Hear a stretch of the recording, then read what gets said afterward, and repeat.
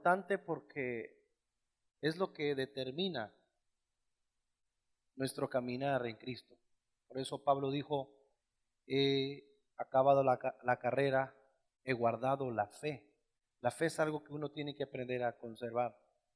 Cuando nuestras vistas, nuestros ojos, nuestra perspectiva es terrenal, cuando todo lo que gira a nuestro alrededor es terrenal, mi matrimonio, mi noviazgo, mi trabajo, mi casa, mi carro, cuando todo nuestro entorno y lo que nosotros vemos es 100% terrenal, cuando vemos perdido algo de eso, la salud, el matrimonio, la economía, el trabajo, nuestra fe no es fe, es emoción.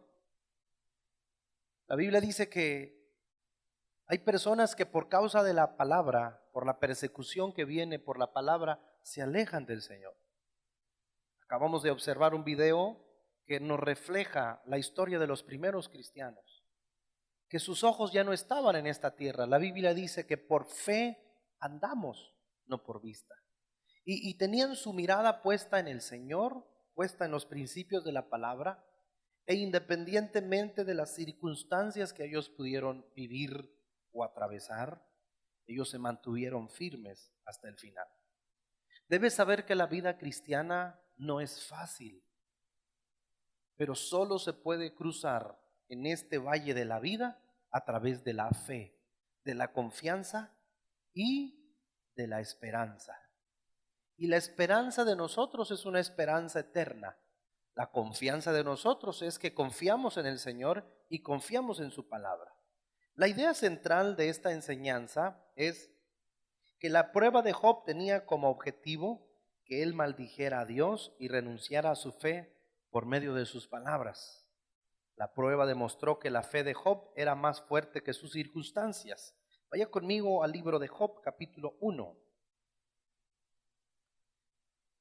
Esta idea central nos da una perspectiva.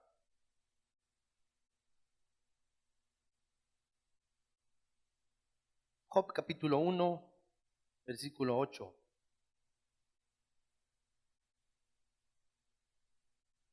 ¿Lo tienen?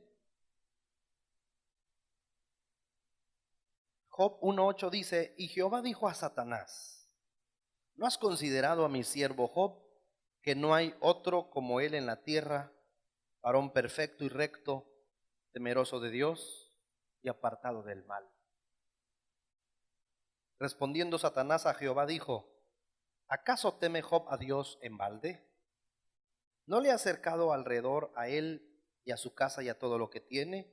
Al trabajo de sus manos has dado bendición, por tanto sus bienes han aumentado sobre la tierra. Pero extiende ahora tu mano y toca todo lo que tiene, y verás si no blasfema contra ti en tu misma presencia. La prueba de Job, el objetivo central de Satanás era demostrarle a Dios que una vez que Job dejara de tener o de adquirir los bienes, las ganancias, Job haría una cosa: maldeciría y blasfemaría de Dios en su presencia. Quiero que considere esto porque es más serio de lo que pensamos. No es necesario pecar, hacer algo directamente, llegar a cometer un pecado para que Dios se ofenda. La mayor ofensa para Dios es una declaración que blasfeme su palabra y su presencia. El objetivo de Satanás era, mientras le ofrezco dolor, lo reprimo, le quito sus hijos, lo lleno de problemas, instantáneamente Satanás creía que Job en ese mismo instante iba a voltear los ojos al cielo e iba a hacer reclamos e iba a maldecir a Dios. Y ahí estaría el principal problema de Job. Porque note, el aspecto importante es cuando tú y yo estamos en una prueba, en una circunstancia, no es necesario las acciones. Lo más importante son las palabras. Lo que estás diciendo en ese momento, lo que sale de tu boca, determina en gran medida si pasamos o no la prueba. Y lo digo porque en una sociedad acostumbrada a quejarse, en una sociedad o en una cultura acostumbrada a hablar la muerte, lo negativo y estar diciendo cosas, no nos damos cuenta que Job hubiera perdido la batalla de su prueba solo con haber dicho una sola palabra en contra de Dios, o blasfemado, o haber dicho cosas fuera de la voluntad del Señor. Cuando a Job le acontecen todas estas situaciones tan difíciles y tan complicadas, dice la Biblia en el versículo 20 de Job 1, para que usted note qué sucedió. Entonces Job se levantó después de recibir todas las malas noticias. Entonces Job se levantó y rasgó su manto y rasuró su cabeza y se postró en tierra. ¿Y qué dijo? Y adoró y dijo: desnudo salí del vientre de mi madre y desnudo volveré allá. Jehová dio, Jehová quitó, sea el nombre de Jehová bendito. Y el 22 es la clave. En todo esto no pecó Job ni atribuyó a Dios despropósito alguno. ¿Cuáles son las palabras que nosotros pronunciamos? O mucho mejor dicho, es las palabras que nosotros decimos en medio de una prueba son determinantes para saber si nosotros vamos a pasar a otro nivel, o la prueba definitivamente comprobó que no estábamos en la roca, estábamos en la arena movediza, y nuestra fe no estaba fundada en la sabiduría y en el poder de Dios. Quiero decirles además que las pruebas son espirituales y se originan en el cielo. No tienen explicación, solo llegan de repente. Las pruebas no tienen explicación, las pruebas, no las tentaciones. Las tentaciones y las pruebas son dos cosas distintas. Las tentaciones salen de nosotros, las pruebas vienen de afuera y no tienen explicación. No hay razón para decir: soy probado por eso. Cuando tú estás pasando por algo financiera, familiar, matrimonial o en cualquier aspecto de tu salud, cuando tú estás pasando por algo que no te lo explicas, debes saber que en ese momento es una prueba, porque las pruebas no son consecuencias. Las pruebas llegan de repente, pero no es una consecuencia de algo que tú hiciste, porque cuando no tienen respuesta son una prueba. Y quise poner la imagen del águila y la serpiente, porque cuando el águila toma a la serpiente en la tierra, para aquellos que no lo sabían, les explico, según la historia de las personas que estudian todo este tipo de animales, el águila toma a la serpiente, solo la toma, pero no la mata, solo la agarra. La agarra, sube y sube. ¿Y dónde creen que la mata? La mata en el cielo, en los aires. La serpiente no mata, el águila no mata a la serpiente en la tierra. ¿Saben por qué? Porque ese es el territorio de Satanás. Ese es el territorio de la serpiente. Así que ella se la lleva a su territorio. Y me gusta porque hay un texto que dice: todo lo que te atares en la tierra será atado en el cielo, todo lo que desatares en la tierra será desatado en el cielo. Si todas tus circunstancias terrenales las quieres solucionar terrenalmente, estás en el terreno del enemigo. Porque nosotros los hijos de Dios sabemos que la respuesta y nuestra victoria está en el cielo. Lo que nosotros queramos hacer, las circunstancias que estemos enfrentando, no las vamos a ganar en la tierra. Estamos en la tierra, pero tenemos que entender que estamos en una esfera espiritual. Y como estamos en una esfera espiritual o entramos en un ambiente espiritual, es a través de las armas del Espíritu que Dios nos ha provisto que nosotros vamos a poder vencer y derrotar al enemigo. Pero vamos a hacerlo en los cielos, en los aires. Toda prueba es espiritual, aunque esté afectándonos físicamente. Si entendemos que lo que está sucediendo físicamente es espiritual, entraremos a esa dimensión y podremos ganar, superar las circunstancias y las pruebas. Así que la Biblia dice que nosotros somos como las águilas, que nos vamos a levantar, levantaremos alas como las águilas. No importa cuál sea tu circunstancia. Cuando hay una prueba que tú no tienes la respuesta ni sabes cómo llegó, debes saber que Dios está probando tu fe. Y es importante que tú entiendas algo en medio de la prueba. Quiero hacerte una pregunta. ¿Qué es lo más espiritual de nosotros? Es una pregunta interesante que me hacía yo esta mañana. Lo tuve que agregar a esta diapositiva. Quiero que tú sepas esta verdad espiritual. ¿Qué es lo más espiritual que tú tienes ahorita? Miren, tienes manos, no son espirituales, son físicas. Tienes ojos, no son espirituales, son físicos. Me estás escuchando con tus oídos, no son espirituales, son físicos. Estoy caminando en este momento sobre el piso de este templo y mis pies no son espirituales, son físicos. Yo quiero que comprendamos esta verdad poderosa. ¿Qué es lo más espiritual que tú tienes en este momento? ¿Cómo? Las palabras. Porque cada vez que tú hablas, no estás hablando físicamente, porque tú lo que hablas es viento. ¿Respiras? Y cuando hablas haces esto. Pero cuando soplas, cuando ese viento sale como lo he explicado por las cuerdas vocales. Pero lo más espiritual que nosotros tenemos en este momento es nuestras palabras.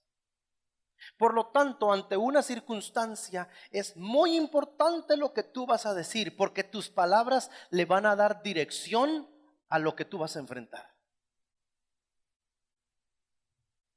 Si hay algo que nosotros debemos cuidar con mucho detenimiento, y ahorita lo voy a explicar con algunos principios y textos bíblicos, si hay algo que nosotros tenemos que cuidar es nuestras palabras, lo que decimos en medio de la circunstancia o de la prueba, porque no podemos ser cristianos o no podemos ser hijos de Dios creyendo que no nos va a pasar nada. Debemos entender que estamos en guerra continua y el enemigo continuamente anhela destruir tu fe, destruir tu matrimonio, que tú reniegues de Dios. El enemigo está trabajando para que tú digas: esto de la Biblia no funciona, esto de asistir a la iglesia es mentira, esto de trabajar y servir no me está funcionando. El enemigo intenta desanimarte y es una guerra continua, y por eso la Biblia habla que la vida cristiana es una batalla continua. Tenemos que estar conscientes de que es una batalla y que al tener una batalla no es que estemos derrotados, sino que tenemos que aprender a enfrentar esta batalla entendiendo que es espiritual y que la arma o el arma más poderosa de nosotros son nuestras palabras. Lo que tú digas. Miren, en una ocasión los discípulos les dijeron al Señor: aumentanos la fe. ¿Cuántos recuerdan esa parte? Si Jesús supiera, no es que no sepa, y tuviera la clave de cómo se aumenta la fe, se las hubiera aumentado. Hermanos, la fe no se aumenta.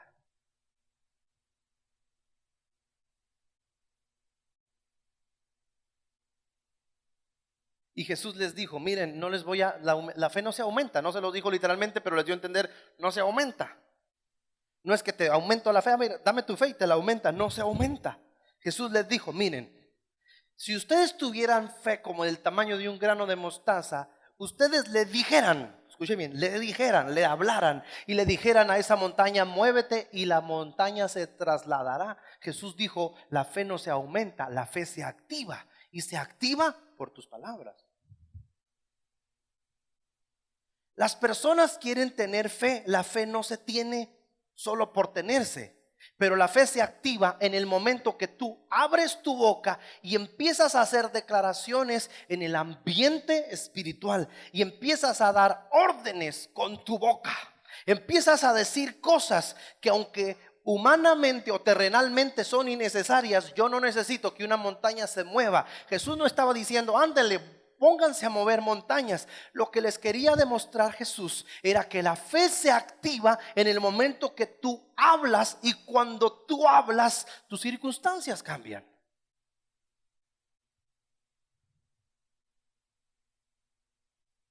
Yo no sé cuál sea la circunstancia que tú estás viviendo hoy, en este día en especial, pero yo sé que puede suceder en este momento si tú empiezas a activar tu fe a través de tus palabras. No es suficiente con que tú creas o digas, yo le confío al Señor y el Señor sabe mis necesidades y el Señor sabe mi situación. Tienes que empezar a hablar. Porque lo más espiritual que tienes en este momento son tus palabras.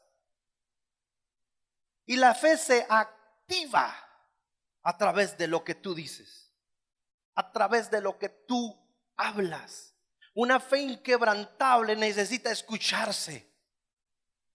Lo que dijo Job, desnudo salí del vientre de mi madre. Está hablando, y desnudo volveré allá. Jehová dio, Jehová quitó, sea el nombre de Jehová bendito. Y se puso a adorar a Dios, y eso destruyó toda la estrategia de Satanás. Porque ¿qué haces cuando le quitas todo? Cuando destruyes su familia, y cuando le quitas el ganado, y cuando le quitas las finanzas, y de repente estás esperando que el hombre maldiga o diga algo en contra, y se pone a adorar a Dios. ¿Quién puede contra eso?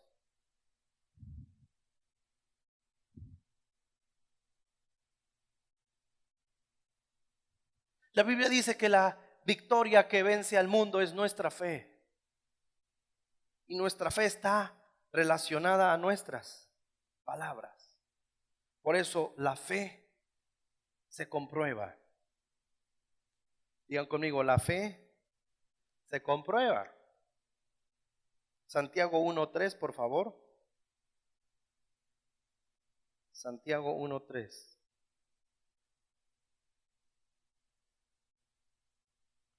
Uno, 2 y 3.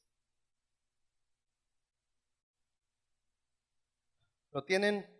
Santiago 1, 2 y 3.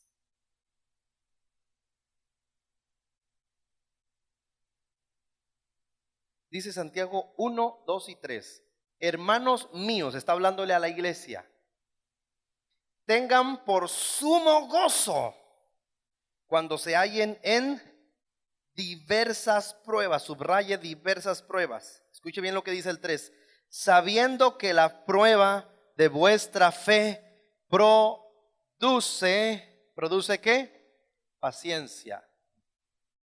Sabiendo que la prueba de vuestra fe produce paciencia. Hermanos, tengan por sumo gozo cuando se hallen en diversas pruebas, sabiendo que la prueba de vuestra fe produce. La fe, la prueba es productiva. Escuche bien lo que dice ahí. La fe se comprueba. La palabra comprueba, si le quitamos la M y le ponemos una N y un guión, entonces significa que es con guión prueba. Con prueba. La fe se comprueba, necesita pasar por una prueba.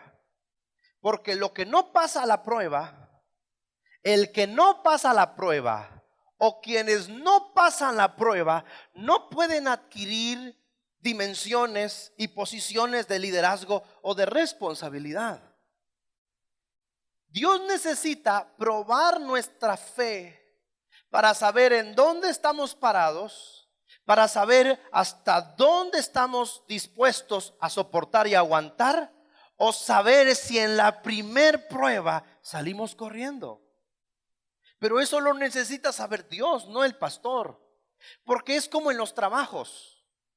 Es como los empresarios que quieren subir de puesto a algún trabajador que tienen, lo quieren ascender, pero necesitan pruebas para saber si va a soportar y va a tener el perfil suficiente, y le hacen diferentes pruebas, y esas pruebas son contundentes para saber si va a adquirir o no un nuevo puesto, si va a subir o no un nuevo nivel, y las pruebas se deben superar. Entonces, la vida cristiana también está relativamente relacionada a que nosotros tenemos que enfrentar la prueba, superar la prueba y demostrarle al Señor que estamos con Él, con o sin dinero, con o sin empleo, con o sin salud, con o sin buenas situaciones. A pesar de todo y entre todo, mis ojos están puestos en el Señor, y Dios necesita comprobar, y por eso necesita probar. ¿Qué dices cuando viene la prueba? ¿Qué comentas? ¿Cuáles son las palabras que salen de tu boca en medio de las circunstancias? Aquí el consejo entonces a tomar como primera instancia es cuidar mis palabras en medio de las pruebas. Porque la prueba deja de serlo, o la prueba se reprueba cuando en la primera de cambio digo, ya no quiero ir a la iglesia. Ya no voy a orar. Yo eso que se me hace que, o sea, no, me tienen todo confundido eso de las iglesias, los hermanos, y la Biblia no la entiendo, y no, yo ya no quiero. Pero ¿por qué estás diciendo eso? En dado caso que lo digas, cuando Dios necesita escuchar de nosotros una sola melodía, en una misma sintonía: Señor, no importa lo que venga, no importa lo que pase, yo vengo a adorarte, yo vengo a exaltarte. Nuestra boca es la conexión espiritual con el mundo espiritual, y si nuestras palabras, en dado caso como Job, no están conectadas con el Creador y están viendo las circunstancias, reprobamos la prueba. Y de seguidores y de creyentes que asisten, no vamos a pasar. Porque Dios necesita probar tu fe. Dios necesita probar mi fe. ¿Y cómo? Necesitamos pasar por pruebas. ¿Cuáles? No las invento yo, son las que Dios permita. ¿Cuáles pruebas? Las que vienen de repente, las que suceden sin que tú lo estés planeando. Y por favor, quisiera hacer un paréntesis en esta parte que es importante. Muchas veces creemos que es una prueba lo que es una consecuencia.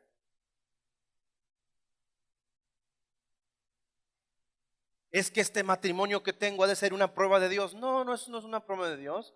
Nadie te mandó a casarte con esa mujer, ni con ese hombre. Usted lo eligió y dijo que sí, y se fue de su casa. Son consecuencias. Ay, es que mi matrimonio es un infierno, pero pues Dios sabe por qué pasan las cosas. ¿Por qué usas el nombre de Dios? ¿Por qué dices Dios sabe por qué pasan las cosas? Por supuesto que sabe. Y sabe que pasan porque no le hiciste caso a tus padres cuando eras joven.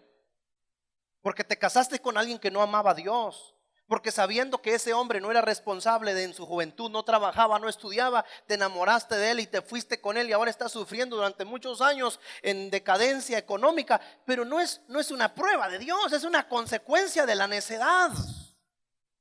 Entonces, este paréntesis es muy importante, porque muchas veces creemos que lo que estamos viviendo es una prueba de Dios, y por eso decimos: el Señor ha alargado esta prueba en mí. No la alargó el Señor, si usted está ahí porque usted quiso. Es una consecuencia natural ante una mala decisión. No es que Adán y Eva iban saliendo del huerto del Edén como expulsados y diciendo: Dios tiene un plan con esto. Dios no tenía el plan de expulsarlos.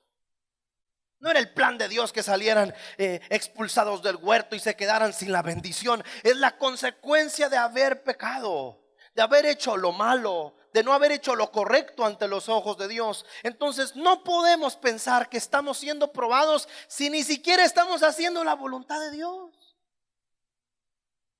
Ahí, ¿cómo le hacemos? La gente que no hace la voluntad de Dios, cuando digo que no hace la voluntad de Dios, es que no está viviendo la palabra, que no está ahí concentrado buscando a Dios. Dios dijo: este hombre es un hombre que me agrada, hablando de Job, temeroso, apartado, no hay nadie como él. Este hombre estaba haciendo la voluntad de Dios y fue probado. Pero ¿cómo le haces con alguien que no está haciendo la voluntad de Dios? No va a ser probado, no necesita ser probado. Está comprobando que no quiere nada con Dios. Quiero que pienses esto. ¿Están listos? Tócalo, Señor. Amárrese el cinturón de seguridad porque va a haber turbulencia. Supongamos que tú no oras en tu vida, en tus días. Usted ora cuando viene a la iglesia y de vez en cuando. Estoy hablando de una vida devocional. Usted no toma la palabra para subrayarla y para escribir en su casa. Usted no se hinca en su cuarto, usted no pasa tiempo de oración con Dios, usted no lleva a cabo el programa, en dado caso que seas de la Academia de Obreros, no llevas el programa de ganar almas, de evangelizar, porque te da flojera, porque no es lo tuyo. Supongamos que abres la Biblia solamente porque estás en la iglesia, y supongamos en ese sentido que vienes un domingo, 3 domingos, no. ¿Sabes qué? Tú no necesitas ser probado. Ya estás comprobando que no estás en la fe.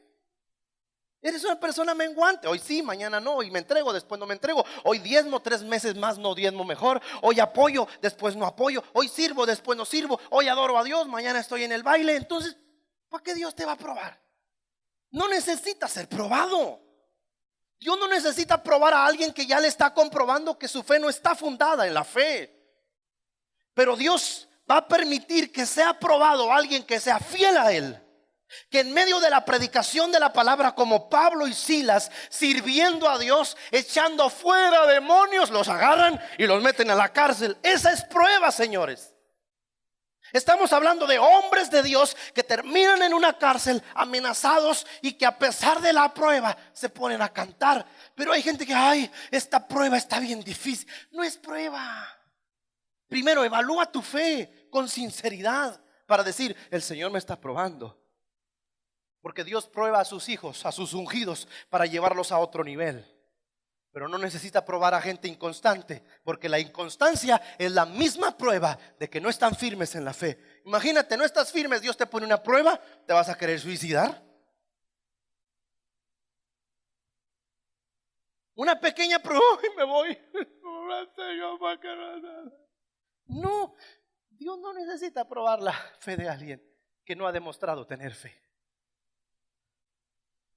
Pero alguien que demuestra tener fe una y otra vez, alerta, vas a tener que ser probado durante un corto tiempo. Tal vez sea un solo día, como en el tiempo de Jesús. Un solo día fue probado. En la traición, la negación, los golpes y la cruz lo escupieron un día negro. Pero fue probado mi Señor Jesús.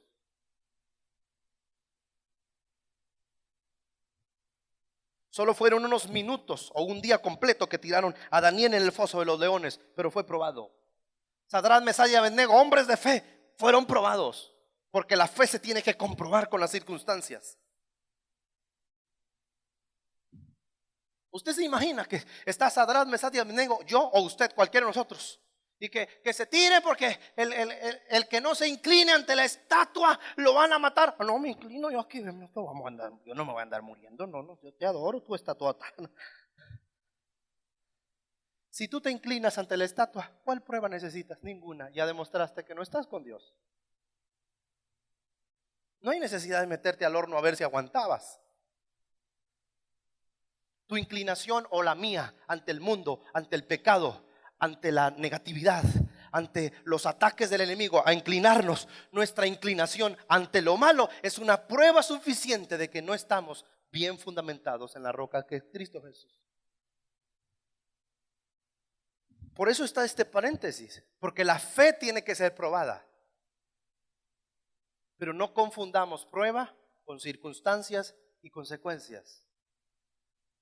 La fe es, dijimos, de repente, hermanos. La fe de repente, la prueba llega de repente. No te lo esperas. Estás sirviendo a Dios, estás bien con tu familia, estás dándole desayuno a los niños, estás apoyando a lo mejor como nuestras hermanas un centro de rehabilitación, estás saliendo a evangelizar y de repente te llegan circunstancias. ¿De dónde vienes? Una prueba. Porque estás en la roca.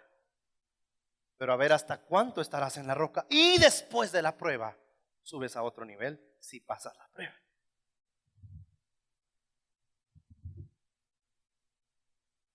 Pero no le llamemos prueba. No le llamemos prueba. Ni pongamos el nombre de Dios en esa prueba cuando lo que estamos viviendo es una consecuencia.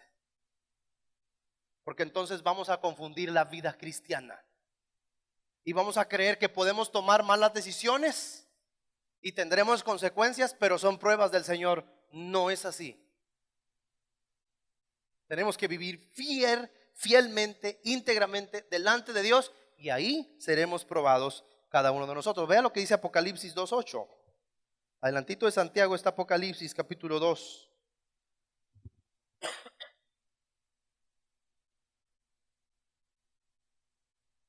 ¿Lo tienen?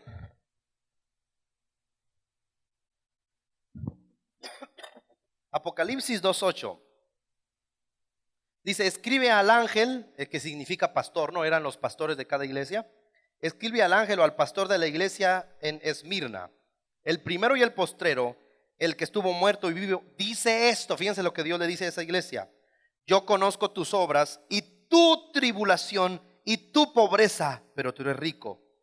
Y la blasfemia de los que dicen ser judíos y no lo son, sino sinagogas de Satanás. Escucha bien, no temas en nada lo que vas a padecer. Dios les está profetizando padecimiento. He aquí, el diablo echará a algunos de vosotros en la cárcel, y era una buena iglesia, para que seáis probados. Digo conmigo, el diablo prueba. Y tendréis tribulación, ¿por cuánto? Por 10 días. Sé fiel hasta la muerte, y yo te daré la corona de la vida. El que tiene oído, oiga lo que el Espíritu dice a las iglesias. El que venciere no sufrirá de la segunda muerte. Dios está diciéndole a una iglesia, a una congregación, el diablo los va a probar, y algunos de ustedes los va a meter en la cárcel. Aguántense 10 días. Ahí la prueba iba a durar ¿cuánto? ¿Cuánto? 10 días. ¿Cuánto duró la prueba de Isaac o de Abraham con Isaac? Le dijo, entrégame a tu hijo. ¿Cuánto duró esa prueba? 3 días. Caminaron 3 días con el muchacho. Al tercer día vio el monte, puso todo para degollarlo, y Dios a través de un ángel le detuvo la mano y dijo, no lo mates, he comprobado que estás dispuesto a servirme siempre. Aquí la prueba iba a durar 10 días. Con Abraham duró 3, con Jesús duró 1. Lo que quiero decir es que las pruebas son temporales. Si lo que estás padeciendo es toda la vida, no se llama prueba, se llama circunstancias, consecuencias que tendrías que cambiar y tomar decisiones, pero son consecuencias. Las pruebas duran un poco de tiempo, y después de que Dios prueba y comprueba tu fe, entonces te lleva a otro nivel. Para los que no saben, Abraham, después de la prueba de entregar a su hijo, los que no saben las escrituras, les explico. La Biblia dice en Hebreos que Dios se puso de pie. Y dice que Dios, imagínate, Dios dice, y Dios buscó a alguien por quien jurar, porque juramento sobre alguien más para que fuera verdad. Dice, y Dios buscando a alguien más grande que él por quien jurar, está de pie frente a un hombre mortal, obediente hasta la muerte. Y dice, y no mirando a nadie más, Dios buscando a alguien más grande que él. Parece chusco, ¿verdad? Y dice, y no encontrando a alguien más, dice, juró por sí mismo. Y ese juramento era para ese hombre. Después de la prueba de 3 días le dijo, te juro por mí mismo que te voy a bendecir y te voy a multiplicar y te voy a engrandecer. La prueba pone de pie a Dios cuando la superamos. Pablo y Silas, quiero que se imagine Pablo y Silas, golpeados, azotados, haber predicado una gran campaña de milagros, y que en vez de terminar en un restaurante siendo honrados como los grandes predicadores, terminan en el cerezo, en la parte más fría, más atroz, más complicada, ahí en el cerezo. Y que Dios está esperando, a ver, Pablito y Silas, no les dieron ofrenda, no les dieron viáticos, no los agarraron del estadio, se los llevaron al aeropuerto para que tengan un viaje privado. No, del escenario de la predicación los agarran y vámonos a la cárcel. Y Dios dice, a ver cómo me responden estos. Y estos empiezan a cantar y a cantar y a adorar. En medio del dolor y de la agonía física se pusieron a adorar a Dios con gozo, con alegría. ¿Qué le hace pensar que la cárcel tembló? ¿Ya leyó Éxodo cuando dice que Dios bajó al monte y el monte temblaba? Y nomás temblaba el monte, no estaba temblando en todo el país. ¿Sabe por qué tembló? Que Dios bajó, se puso de pie y dijo, voy a ir a cantar con ellos.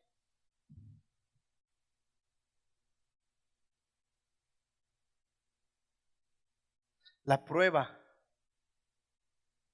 la determinan tus palabras en medio de las circunstancias. Job adoró, Pablo y Silas cantaron. No le dieron al enemigo ni a su boca ningún motivo para maldecir y blasfemar de Dios. No sé si me estoy explicando. A mí me parece que a veces los cristianos, lo voy a decir con mucho amor y respeto, pero es la palabra, A mí me parece que los cristianos, muchos estamos en pañales y que en realidad no estamos siendo probados. Que lo que llamamos prueba no es prueba, son niñerías. Me voy porque no me saludan. No me gusta esta iglesia porque cantan muy feo, porque los panderistas no son de Dios. Me voy porque la hermana me hizo mala cara, porque dijeron algo allá afuera que no me gustó. Entonces me parece que eso no son pruebas. Me parece que es la mente más infantil y más insegura de una persona. Y no estoy hablando de que permanezca en la iglesia, quiero hacer una salvedad. Si usted se va a ir de la iglesia, puede hacerlo, nadie lo va a retener. No estoy corriendo a nadie. Estoy diciendo que al final la fe está determinada en la permanencia. Y si alguien se va por circunstancias ajenas, porque no aguanta, porque no le gusta, porque lo quitaron, porque a su hijo no lo toman en cuenta y mejor me voy, si son esos, me parece que ese es un cristianismo en pañales, que lo mueve cualquier cosa, cualquier vientecito, cualquier circunstancia, corre de un lado y corre para otro y va para otro. Y yo no estoy diciendo que es malo que usted haya venido a otra iglesia o que se vaya a otra iglesia. Lo que quiero dejar bien claro es que nuestra fe tiene que tener fundamento y tiene que tener permanencia. Y que no podemos atribuirle a Dios, ni siquiera al mismo Satanás, cosas de las cuales nosotros no hemos querido madurar. O sea, realmente hay gente que tiene 20 años como creyente y no es maduro. Y hay gente que tiene 1 año de convertido y adquirió una madurez increíble.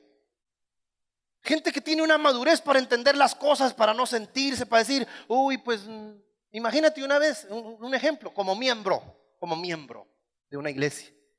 Ni siquiera estudiaba todavía. Y dice el pastor, ahora vamos a pasar al hermano que va a dirigir el culto, y me pongo de pie porque me tocaba a mí, pasa otro. Y yo me senté mejor, porque pasó otro. Y no, que me tocaba a mí. ¿Por qué no me dijeron? Me voy de la iglesia. No me dijeron. Los líderes, las organizaciones, las iglesias, los grupos, las coordinaciones, por decir la iglesia, tienen errores. Pero mi fe debe ser más fuerte que una circunstancia externa. Mi fe tiene que estar fundada en la palabra. Y mi corazón, mi vista tiene que estar en Jesús. Obviamente nosotros tenemos que ser ejemplo. No tengo la menor duda que tenemos que ser ejemplo como creyentes. Pero también nosotros tenemos que adquirir madurez. Y en esa madurez seremos probados. Dios te va a probar. Y una fe inquebrantable es aquella que se mantiene firme ante cualquier circunstancia. Dicen amén. Dios dice, van a ser probados, les dice. Mis hermanos, 5 cosas que tenemos que hacer en medio de la prueba. Apúntele.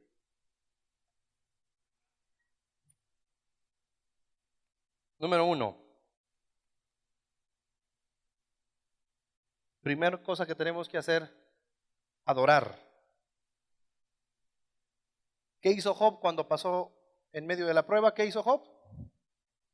Adoró a Dios. Dice, se postró y adorar. Cuando lo que está sucediendo no lo entiendes y no es una consecuencia, ¿qué tienes que hacer? ¿Qué tenemos que hacer? Adorar.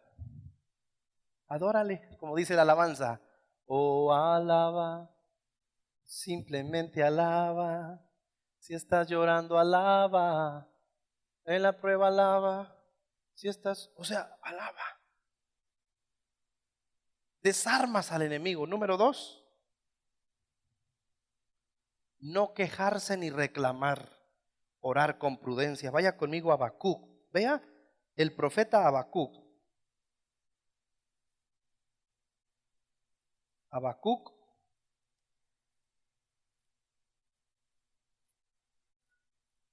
Después de Nahum está Habacuc. Habacuc capítulo 3.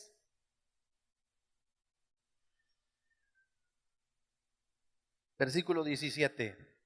Habacuc 3:17. ¿Lo tienen? Uy, ese texto está tremendísimo. No quejarse ni reclamar, orar con prudencia. ¿Lo tienen? Fíjense lo que dice Habacuc 3:17. ¿Lo pueden leer conmigo, por favor? Hasta el 19, leamos juntos 3:17. Aunque la higuera no florezca, ni en las vides haya frutos, aunque falte el producto del olivo y los labrados no den mantenimiento y las ovejas sean quitadas de la manada y no haya vacas en los corrales, con todo yo me alegraré en Jehová y me gozaré en el Dios de mi salvación. Jehová el Señor es mi fortaleza, el cual hace mis pies como de ciervas y en mis alturas me hace andar. Qué tremenda declaración. Aunque la higuera no florezca, no haya fruto, no haya mantenimiento, aunque las ovejas sean, a pesar de todo, dice, con todo yo me gozaré en el Señor, me alegraré en el Dios de mi salvación. En medio de la prueba, ¿qué hay que hacer? No quejarse. No quejarse. Y orar con prudencia. Que en tu oración no haya cosas que contradigan tu fe. Tercer cosa que hay que hacer en medio de la prueba, cantar y alabar a Dios. Esa es una herramienta poderosa contra las pruebas. Estás conectado mientras cantas, mientras adoras a Dios. Leímos, más bien escuchamos de Pablo y Silas que en medio de la cárcel, ¿qué hicieron? Cantaron y alabaron. Cuarta cosa que hay que hacer en medio de la prueba, hablar con fe. No sé quién leyó esa parte de Génesis, pero dice así. Cuando Abraham toma a su muchacho, a su hijo, que lo iba a sacrificar, venían unos siervos con él. Entonces venía Abraham. Cuando llegó el tercer día, dice que Dios le mostró el monte. Y le dijo a sus siervos, escuchen lo que le dijo a sus siervos. Le dicen, quédense aquí en el monte. Escuchen bien lo que dijo Abraham. Él no dijo voy a matar a mi hijo, no, él era solo su situación con Dios. Pero él dijo estas palabras, yo y el muchacho subiremos al monte, adoraremos y volveremos. No dijo y volveré. Esas son sus palabras. Él sabía que lo iba a sacrificar, pero él dijo, quédense aquí, yo y el muchacho subiremos al monte, adoraremos y volveremos. En una prueba, lo que hay que hacer es hablar con fe. Porque lo más espiritual que tú tienes es tus palabras. Esa onda de que no me voy a casar, sácala de tu boca. Mejor ponle fecha a tu boda por fe. Eso de que yo, ese del empleo, yo, el trabajo, yo creo que nunca. Saca esas palabras negativas. Así no habla un hijo de Dios. Uno habla con fe, con determinación. Yo ya vi aquí 4 cultos dominicales. Ya les dije que vi terminada la escuela bíblica arriba, el salón de usos múltiples, la casa pastoral, la oficina. Yo ya vi todo eso. Lo único que hago es disfrutar el proceso, pero mi mente ya lo vio, mi espíritu ya lo visualizó. No me sorprende ninguna parte del camino. Aunque sea tenebroso el proceso, no me sorprende porque yo ya lo vi terminado. Y si algo está pasando, puedo entender que incluso es parte del proceso y de la prueba que Dios está poniendo en mi vida.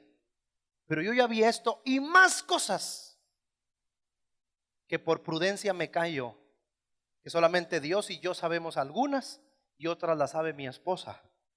Pero yo ya vi muchas cosas, pero estoy en un proceso, disfrutando el proceso.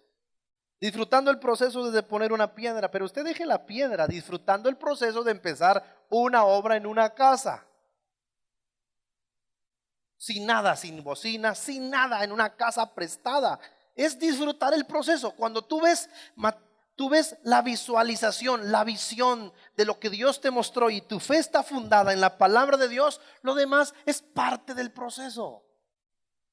Y lo disfrutas y lo recuerdas y lo apuntas y todo se convierte en anécdotas. Aunque en el momento no es una anécdota, es una situación real. Recuerda el momento cuando los hermanos de José lo agarraron y lo querían matar y lo defendió uno de los hermanos y lo tiraron a una cisterna. Ese no es un momento alegre, ni siquiera es una anécdota, es un asunto de vida o muerte. Después uno de los hermanos, por Seguramente Dios movió su corazón, dijo, no lo matemos, no lo dejemos ahí, vendámoslo, y lo vendieron. Esa es una realidad en ese momento. Imagínate la situación de vida o muerte, y lo que soñaste no es lo que estás viendo, es una cisterna. Si lo que estás viendo no es lo que soñaste, lo que estás viviendo en el presente no es lo que viste, entonces es temporal. Las pruebas son temporales. Y la venta como esclavo fue el Uber que Dios usó para llevárselo a cumplir su sueño. Pero recuerdan que pasó el tiempo. Para terminar, pasó el tiempo, y entonces él no lo pueden reconocer porque es el jefe de Egipto, y sus hermanos no lo pueden reconocer. Ha cambiado bastante. Y al final les dice, yo soy José su hermano, y se pone a llorar con ellos. Yo me los imagino sentados comiendo pan después, riéndose de la cisterna como una anécdota, no como un fin. En el proceso, muchas cosas que estás viviendo gruesas ahorita, mañana serán anécdotas que Dios usó para fortalecer tu fe y cumplir los sueños de Él en tu vida. Y por último, guardar silencio. Y por eso puse a Jesús, porque la profecía dice, como cordero fue al matadero y no abrió su boca. El Maestro Jesús, que hablaba en todas partes porque Él es la palabra de Dios viviente, es el Verbo encarnado. Estaba en una casa, Jesús hablaba. Estaba en una montaña, Jesús hablaba. Estaba en un barco, Jesús hablaba. Estaba en una sinagoga, Jesús hablaba y hablaba y hablaba. El Maestro que no se callaba y hablaba todo. Cuando vino una prueba a su vida, literalmente dice la Biblia, no abrió su boca. Cuando estés en una prueba, lo más recomendable es no hablar. Y si vas a hablar es porque vas a adorar, vas a exaltar el nombre del Señor y le vas a dar gloria. Y después guardar silencio, porque el enemigo espera una palabra negativa tuya para tomarla y llevar todo en tu contra. Pero mientras él no encuentre palabras en tu contra, ¿sabes que cada palabra es una autoridad en el mundo espiritual? Lo único que le da derecho al enemigo y al mundo espiritual, incluyendo a Dios. Dios no entra a tu vida si tú no lo confiesas y lo invitas. Tus palabras son las puertas que abren el mundo espiritual. Cuando tú dices, es que mi hijo es un desastre, no sé qué voy a hacer con él, se me hace que ni va a terminar la escuela, el enemigo agarró esas palabras como una carta legal para hacer todo lo suficiente con tu permiso, con tus palabras, para que no termine la escuela y probablemente termine fracasando. Es que mi matrimonio no se va a restaurar, que mi matrimonio ya no tiene sentido, es que es un problema continuo, es que yo creo que este matrimonio, a ver, agarró las palabras del enemigo como un acta constitutiva para él y decir, él lo dijo, me dio autoridad, yo los destruyo. Y tú puedes creer que Dios va a hacer algo en contra de lo que tú declaraste, solo porque Él es Dios. No solo porque Él es Dios va a actuar a tu favor. Él va a actuar a tu favor en el momento que tú hables a favor y le des entrada a Dios. No porque sea Dios, Dios tiene el poder para transformar, sí, pero si tu boca no lo dice, si tus palabras no lo declaran, ¿dónde entra Dios?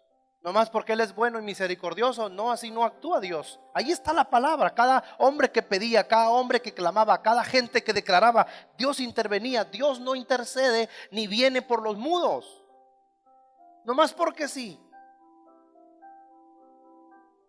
Dios es glorificado por tu boca.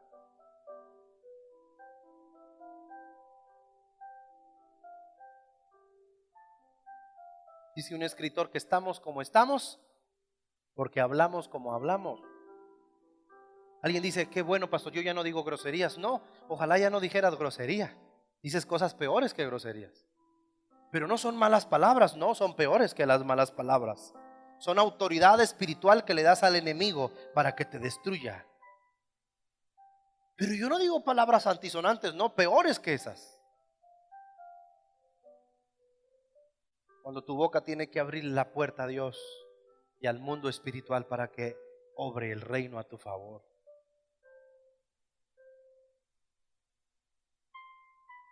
¿En dónde está nuestra fe?